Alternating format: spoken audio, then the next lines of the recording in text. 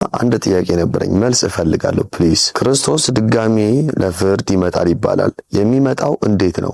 ማለትም ተወልዶ ነው ወይስ እንዴት? ሁሌም ጥያቄ የሚፈጥርብኝ ነው። ብትመልሱልኝ ደስ ይለኛል ብለዋል። ይኸውልህ የመሰረታዊ ትምህርት እጦት ይሄ ነው። አየው አንድ ሰው መሰረታዊ የሆነውን የቤተክርስቲያናችን ትምህርት ሳያውቅ ሶሻል ሚዲያው ላይ ብፌ በለው ያገኘውን ነገር የሚመገብ ከሆነ በጣም ከባድ ነው። የሆነ ነገር ይዘህ ነው ብፌ ላይ መቅረብ ያለብህ።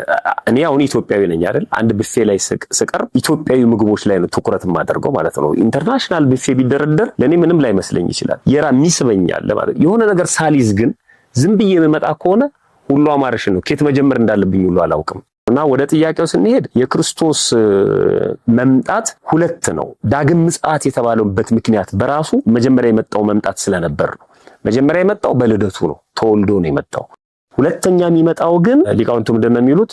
በክበበ ትፍሲት በግርማ መለኮት፣ በመለኮታዊ ግርማው እና በስጋ ማርያም በለበሰው ስጋ ይመጣል እንደተገለጸ ማለት ነው። ስለዚህ ክርስቶስ ተወልዷል። ያ የተወለደው ክርስቶስ በአምላክነቱ ይመጣል ነው። መጀመሪያ ሲመጣ የኛን ስጋ ለብሶ በጥፊ እየተመታ ምራቅ እየተተፋበት በገመድ እየተጎተተ ነው የመጣው።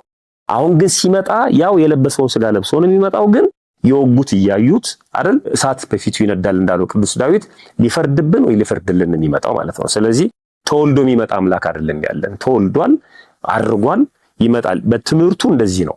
መጀመሪያ ሰው ተፈጠረ። ሰው ከተፈጠረ በኋላ ሰው በደለ።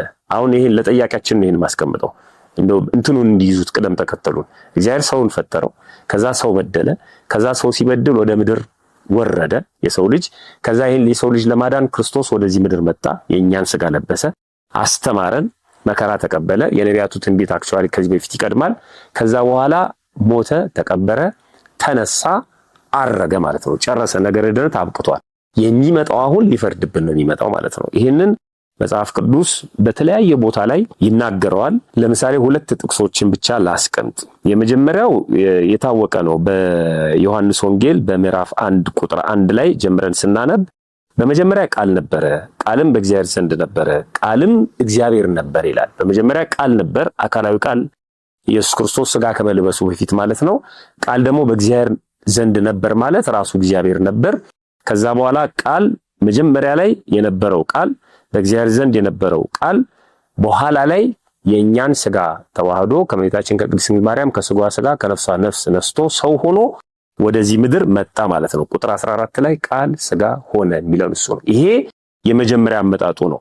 በጣም የሚገርም የመጀመሪያውን አመጣጡን ደግሞ በደንብ አድርጎ ፍንትዋ